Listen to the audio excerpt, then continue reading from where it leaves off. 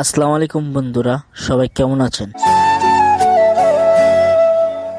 চলেন আজকের ব্লগটা আপনাদের সাথে শেয়ার করা যাক।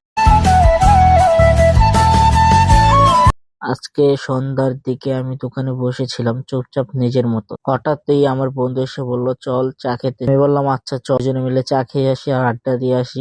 এই সময় বন্ধুর সাথে কথা বলতে বলতে বাহির হয়ে গেলাম মার্কেট থেকে বাহির হয়ে রাস্তার পাশে ছোট্ট একটি চায়ের দোকানে বসলাম দুইজনে আড্ডা দিতে। চায়ের অর্ডার দিয়ে আমরা দুইজন বসে গেলাম গল্প করতে চা চলে আসলো। চা খেতে খেতে আবারও শুরু করলাম গল্প।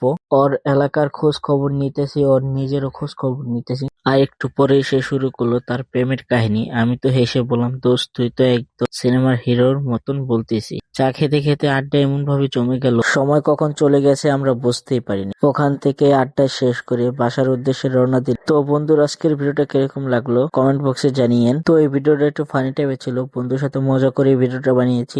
দোয়া রাখবেন, সুস্থ থাকবেন আর আমার চ্যানেলটা সাবস্ক্রাইব করবেন। আল্লাহ হাফিজ গাইস।